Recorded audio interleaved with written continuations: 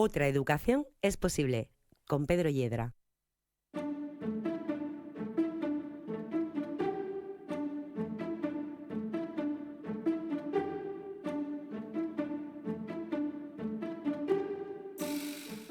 Comenzamos con este programa una nueva aventura.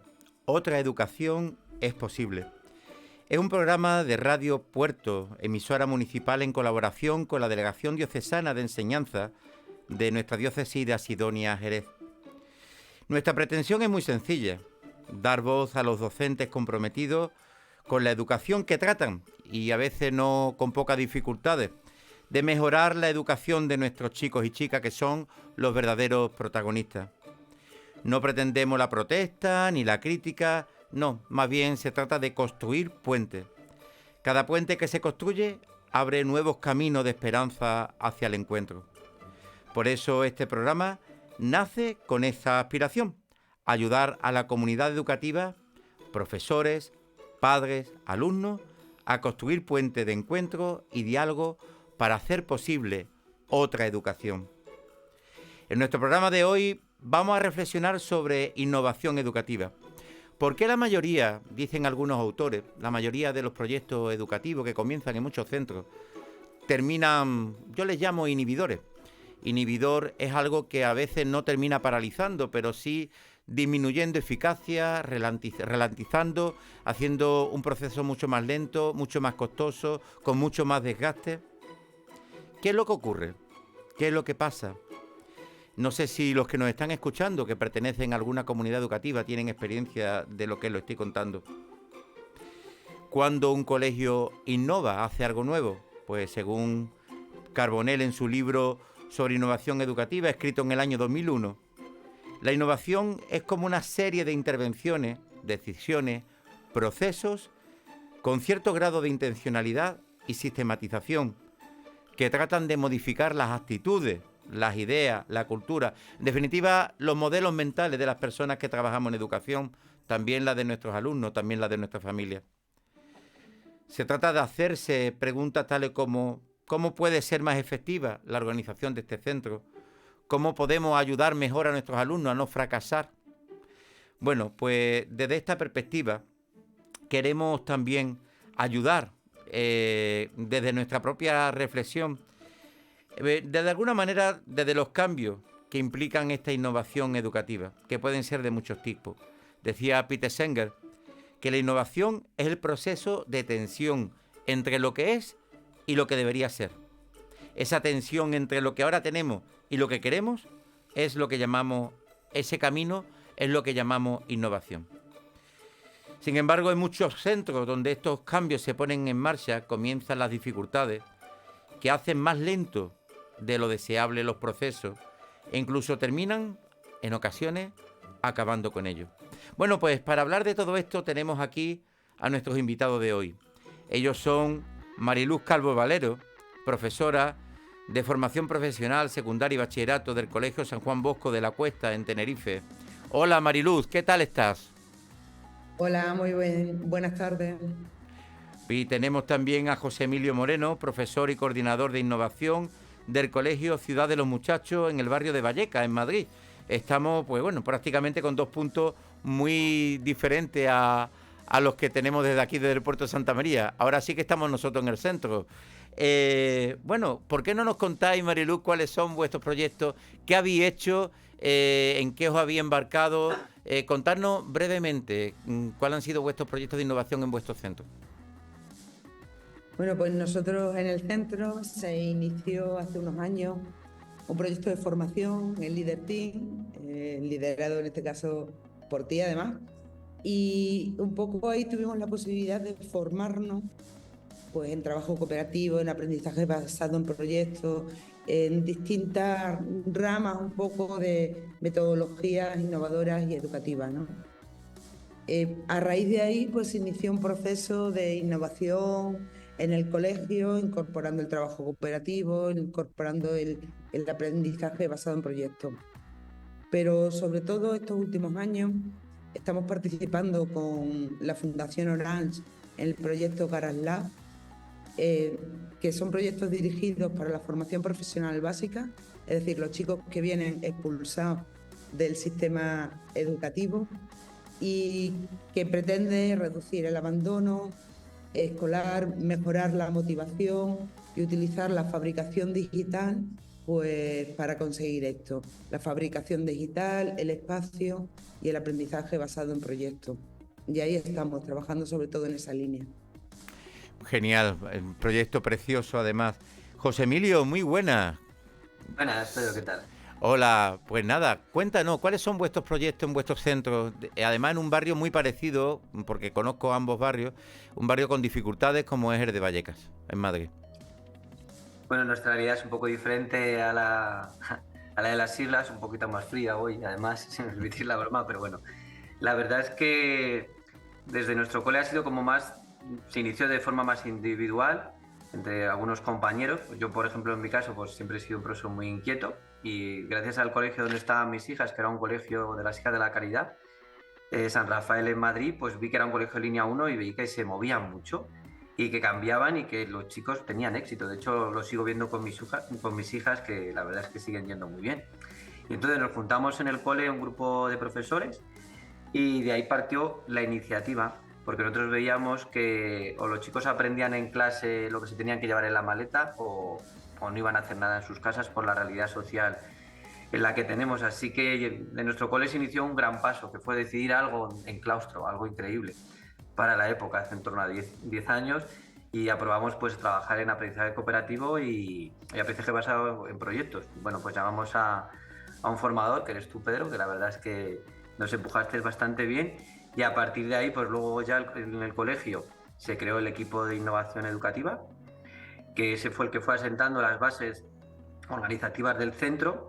Y bueno, hasta la fecha de hoy pues nos ha permitido introducir en torno al 50% del aprendizaje cooperativo, y hemos creado algo muy interesante, que es la Feria Educativa Salesiana María Auxiliadora, o la hemos llamado Fe es Amar, porque las cosas que se hacen con fe y con amor pues consiguen grandes cosas. Entonces al final es una feria de ABP donde todo el colegio hace un proyecto sobre un tema o un marco que se da, y ese día, después de las 2 semanas o las 3, dependiendo de los cursos y las edades, pues se presentan todos juntos, y además muchas veces participamos entre diferentes etapas. A lo mejor un primero de primaria o un curso de formación profesional, depende de la época. Y lo ultimito que estamos haciendo aquí en la Inspectoría Salesiana Santiago el Mayor es crear una red de expertos, que esto está empezando a andar para ayudar a los demás centros, y en esto andamos un poquillo. Pues genial. Mira, había empezado a andar en el centro, tanto un centro como otros muchos donde nos están escuchando, están los alumnos, que generalmente es lo que queremos, que mejore la convivencia en los centros, que mejore el diálogo, que mejore el rendimiento escolar, de eso se trata, ¿no? Sin embargo, cuando comienzan los cambios hay dificultades y a veces dificultades bastante serias. En tu caso, José Emilio, ya que tienes la palabra y estamos contigo, ¿qué dificultades os habéis encontrado por el camino? Pues bueno, al inicio, pues imaginaros, solo el cambio de la disposición del aula típica en línea a lo que era la disposición por grupos, o simplemente el cambio de chip para preparar la famosa jornada de puertas abiertas, fue algo un poquito difícil, es decir, creaba resistencia dentro del claustro. De hecho, se crearon los típicos problemas que se relacionan con la convivencia del trabajo, esas típicas tiranteces. Esto lo fuimos librando con la introducción de la formación, pero sin una organización, sumada a los propios errores de la falta de práctica por el docente, pues esto generó como 2 grupos de opinión. Nosotros hablamos de grupos de opinión. Estaba el grupo de esto es una moda, es mejor lo de siempre, y otro grupo de opinión que tenemos que seguir trabajando y creando puentes para romper estructuras cognitivas docentes por otras nuevas. Esto lo utilizábamos de un curso que dimos y la verdad es que nos ayudó bastante. ¿Qué nos llevaba a esto? Pues que dependiendo de la fuerza social que tuviera uno de los 2 grupos, pues a veces estábamos más frenados y otras veces estábamos dando más saltos. Una vez que mejoramos la organización, pues pasamos a tener una resistencia del individualismo a la cooperación.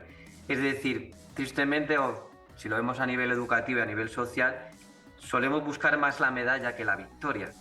Es decir, siempre escuchas premio al mejor maestro, pero nunca escuchamos premio al mejor equipo de docentes. Qué importante es el equipo, ¿verdad?, para todo esto. Sí. Y luego la dificultad que es la que creemos que a lo mejor estamos en este momento, que es verdad que cogimos mucho impulso con la pandemia porque hubo que dar respuesta a muchas cosas nuevas, pero es verdad que estamos como en un mar en calma. En un sentido porque la nueva ley educativa nos ha llevado a un parón. ¿Por qué? Porque empiezas con innovación, haces un montón de cosas, lo asientas sobre una legislación vigente, esa legislación vigente desaparece. Entonces eso genera a veces en el docente como una inseguridad y lo unes a la falta de tiempo, al cambio del marco legal y a veces esto como que nos para. Y también vemos que esta calma también a veces viene producida por a lo mejor una falta de organización en los centros, tibia o falta de directrices poco claras. Y esto al final dificulta el trabajo del grupo, de las personas que a lo mejor tiran, es decir, las que están izando las velas, y a veces le da combustible a estas personas que las queman, por así decirlo, y restan un poquito o paran el barco y se queda ahí en tierra de nadie. Estamos como entre un puerto y otro. Es verdad que estamos avanzando, pero es verdad que todavía no se ha producido un cambio como nos gustaría. Genial. ¿Y vosotros, Mariluz, qué dificultades habéis encontrado? A ver, surgen así como muchas ideas, ¿no? Primero, enlazando con lo que decía José Miguel, ¿de dónde? José Ignacio. José Emilio. Perdón. No te preocupes. ¿De dónde partimos, no? Cuando hicimos sobre todo lo de la parte de entrar en el proyecto del Garage Lab, en el momento de la pandemia, que después de esa locura de ir mandando tareas a los chicos sin sentido, muchas veces en esa dinámica que entramos todos, hubo un momento que el equipo de docentes nos planteamos, ¿por qué no aprovechamos este momento para hacer una reflexión seria de lo que estamos haciendo, de cómo estamos trabajando, de lo que estamos consiguiendo, de dónde están las carencias, ¿no? Y dedicamos ese tiempo a hacer esa reflexión. Y de ahí surgió un proyecto, ¿no? Un proyecto, sabiendo que cuando estás con chicos de la FPB, pues es que han sido expulsados del sistema. Entonces, ahí está claro que lo mismo no puedes ofrecerlo, porque nos estrellamos una vez y otra, no es como darnos cabezazos contra una pared. Entonces, utilizamos ese tiempo para hacer una reflexión que creo que a mí me valió mucho, pero creo que como equipo nos valió. Porque una de las cosas que tenemos es que tenemos una carga lectiva brutal, con lo cual nos cuesta mucho trabajar juntos. Creo que muchas veces no sabemos bien cómo trabajar juntos, pero tampoco tenemos el tiempo. Con lo cual, si planteas cosas que sean interdisciplinares, que sean con distintas etapas incluso, al final solo lo puedes hacer con aquellos compañeros que quieren hacerlo pues buscando un tiempo que no es tu tiempo de trabajo, ¿no? Y creo que eso es una dificultad, que en nuestro tiempo de trabajo no haya espacio para coordinarnos, para organizarnos, para analizar lo que hacemos, qué está funcionando, los porqués y trabajar juntos. Yo creo también que en las etapas de secundaria y de formación profesional tenemos una falta de formación pedagógica importante. O sea, somos abogados, ingenieros, gente de distintas materias o de distintas ramas y no hemos tenido formación pedagógica específica.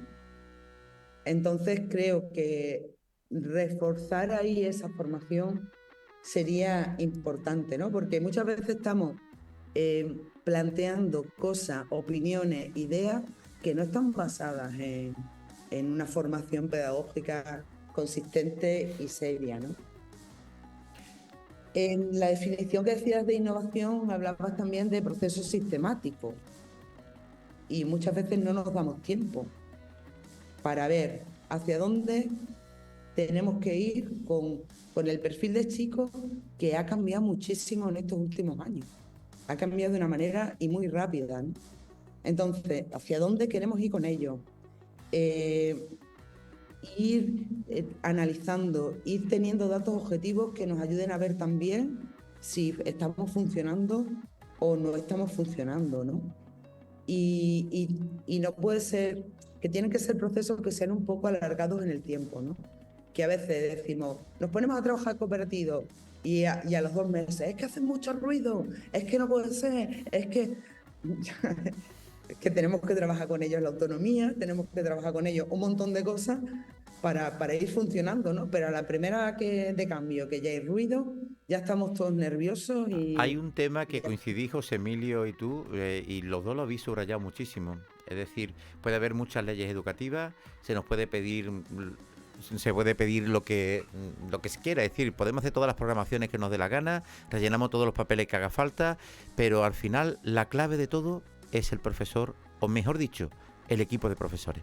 En eso estáis de acuerdo los dos. Me imagino que habréis tenido problemas y que los inhibidores, la resistencia al cambio en vuestro proyecto educativo será por parte de compañeros que no terminan de verlo. ¿No es así? Sí, y luego eso, el ser capaces de trabajar juntos. No estamos acostumbrados a trabajar juntos, estamos acostumbrados a que cada uno cierra su puerta y hace en su hora lo que considera. Entonces, romper eso genera muchas inseguridades y genera miedo y genera sentirte cuestionado. Y creo que es un inhibidor importante, ¿no? Porque lo que nos da seguridad es cerrar la puerta y tú tienes aquí a los 15 chicos y ya está. Pues ahí te apañas como puedas, ¿no? El aula como fortaleza, que decía algún autor también, ciertamente. José Emilio, ¿y vosotros también coincidís en eso? Sí, o sea, yo creo, bueno, lo creo lo comenté antes, yo creo que es a nivel social o cultural docente de nuestro país, porque tampoco conozco de fuera, tristemente, pero es verdad que la aula fortaleza, o nosotros aquí decíamos el profesor isla, es decir, me meto en mi isla y en mi isla no entra nadie. Y es verdad, y es muy difícil sentirse cuestionado. Yo tuve una experiencia muy interesante en el máster de cooperativo con el tutor y me pareció muy curiosa porque a mí me encanta dar clase y pues daba unas clases súper chulas, claro. Y de repente cuando te enfrentas con la aprendizaje cooperativo te das cuenta de que el que tiene que dejar de dar esas clases súper chulas y tan extensas eres tú. Es decir, tienes un momento que tienes que crear o que tienes que explicar, pero son 10 minutos, 15 minutos y luego tú tienes que generar las situaciones reales de aprendizaje. Que yo creo que eso es muy cuestionable y es verdad que a mí me costó, es decir, ostras, que es que lo estaba haciendo mal y llevaba 10 años dando clase, o 15, ya no me acuerdo bien. Entonces, si tú a nivel personal lo ves difícil, cuando ocurre y lo ves en otros compañeros, pues es muy difícil, porque al final yo creo que va muy de la mano de nuestra vocación, si queremos o no cambiar. Es decir, si dentro de 20 años sigo dando clase igual, pues a lo mejor me estoy equivocando. Entonces, crear esta inquietud en el profesorado, yo no creo que solo sea de un centro. Yo creo que tampoco nos lo han enseñado. Nosotros hemos vivido a examen, nota, examen, nota, examen, nota y a la calle. Había un autor que comentaba que si viniera alguien, ¿no?, de otro tiempo, del siglo XV, del siglo XIV, y se asombraría, bueno, de este programa de radio que se retransmite por redes sociales, de los coches, de los aviones, de los trenes de alta velocidad, se sorprendería de todo. El único sitio donde se sentiría a gusto, porque sería muy parecido a lo que él ha vivido, sería la escuela. No sé cómo ves tú este tema. Sí, yo creo que no ha cambiado mucho. Aunque es verdad que los chavales quieren hacer prácticas, últimamente dicen, jo, es que ya no dais clase como lo dais a nosotros. Nosotros que hemos tenido antiguos alumnos, sí. Yo les he dado clase a ellos, a mis compañeros, y vienen con eso, con este pequeño cambio y dicen, jo, pues esto no lo podéis haber hecho antes. Pues sí, pero que estamos en mitad del mar, también considero que estamos en mitad del mar, que todavía no hemos llegado al destino que tenemos que llegar.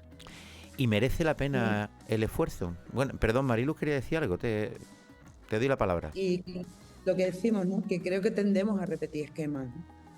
Nosotros hemos estudiado de una manera, nos sentimos seguros cuando estamos dando las clases de esa manera, incluso los mismos chicos se sienten más seguros, les aburre, pero por lo menos saben con qué protestar, ¿no? Contra qué protestar. Tú le das un taco de ficha y le resulta, están mucho más seguros que si tú estás planteando una rutina de pensamiento, un aprendizaje cooperativo, oye, que vamos a equivocarnos y vamos a tener que rehacer. Claro, tú das un taquito de ficha y hasta los mismos chicos se sienten más cómodos.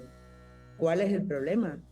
Que ahora mismo creo que hay muchas cosas que son imprescindibles, ¿no? El trabajo la autonomía, el autocontrol. Hay un montón de cosas que hay que trabajar que no puedes hacerlo con te pongo la ficha o este es el libro y ahí tienes el examen.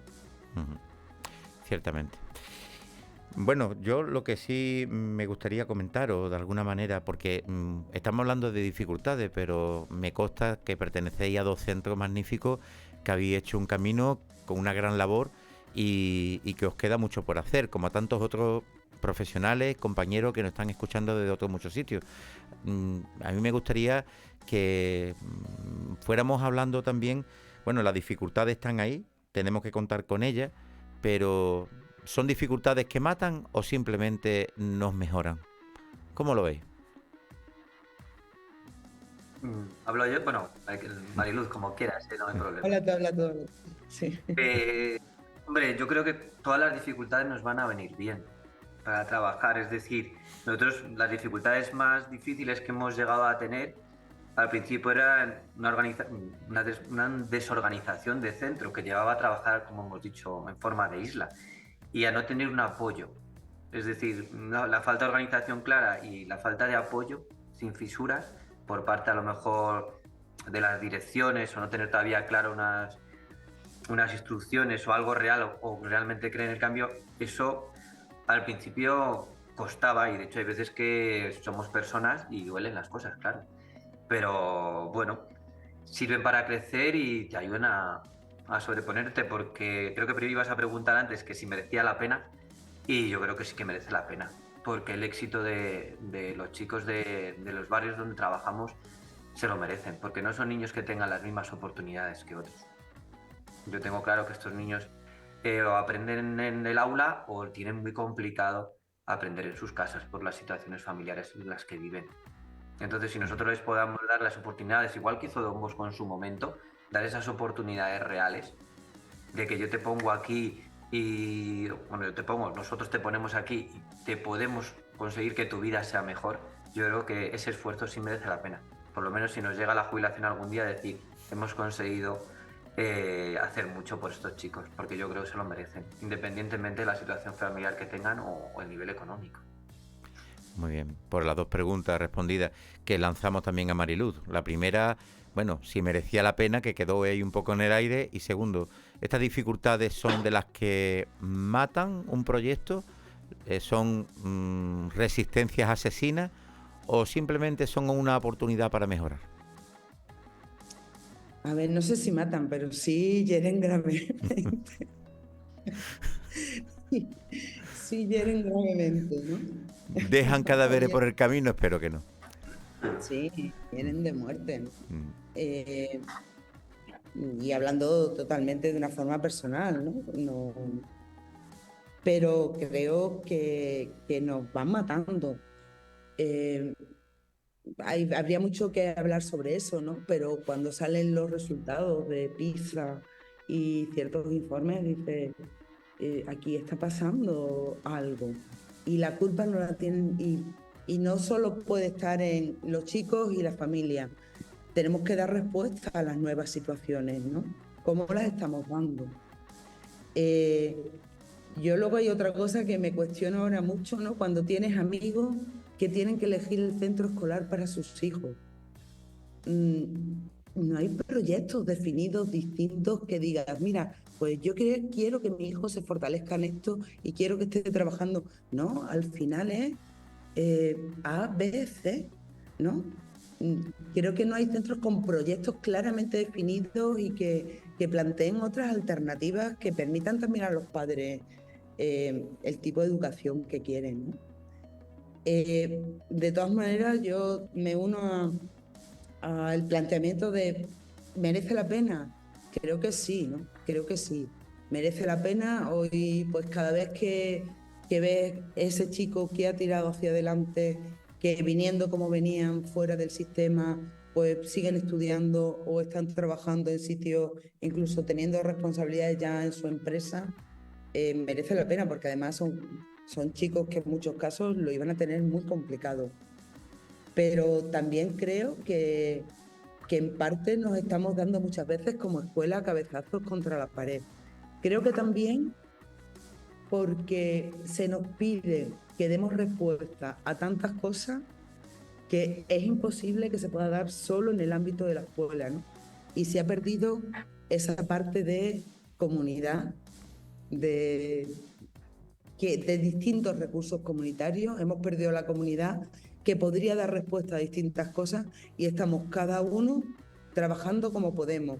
La escuela por un lado, los servicios sociales por otro, los servicios sanitarios por otro, tirando un poco todo, cada uno en su parcela, y creo que eso también está generando mucho desgaste y poco avance, ¿no? Nos quedan pocos minutos, así que os voy a lanzar una última pregunta.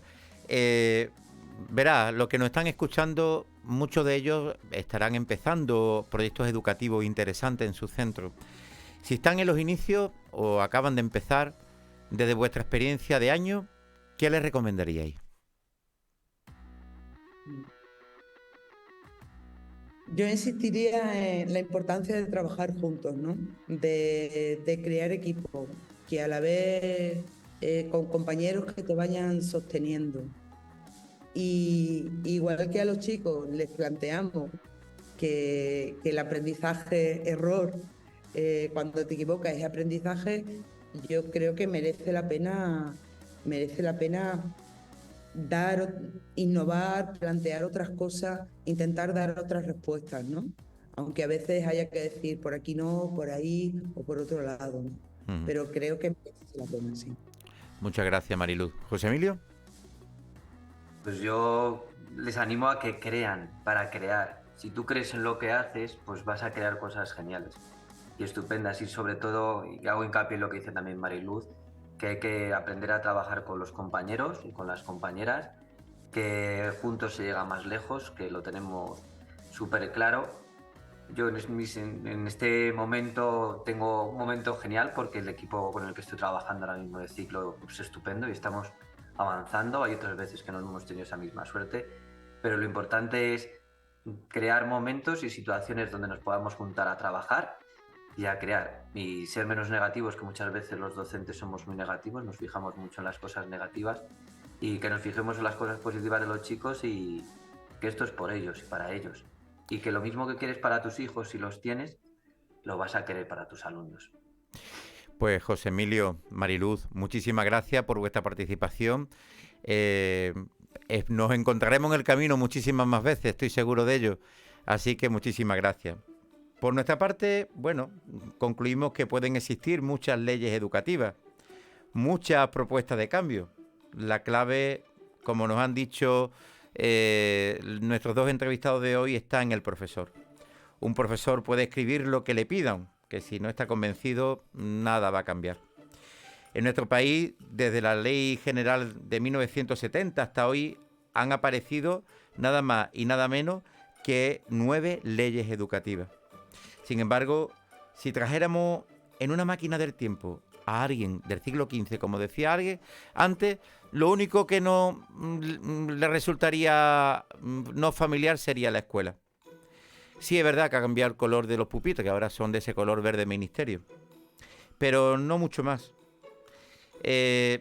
Tenemos que trabajar por nuestros alumnos y la clave está en los profesores, pero no en cada profesor, sino en el profesor como equipo, en el profesorado con mayúsculas, porque tenemos una profesión apasionante, tenemos una gran profesión y el futuro está de nuestra mano. Por eso, ¿es posible cambiar? Yo estoy convencido que sí. Así nos lo han dicho nuestros invitados de hoy, así nos lo han propuesto. Hay dificultades en el camino, la clave, como ya nos han dicho, está en el profesorado. Muchísimas gracias. La próxima semana tendremos aquí, pues, hablaremos de Godly Play, metodología para aprender en clase de religión activa con el alumno en el centro. Ya creo que será interesante también, incluso si sois de otros mundos no escolares. Muchísimas gracias por vuestra atención.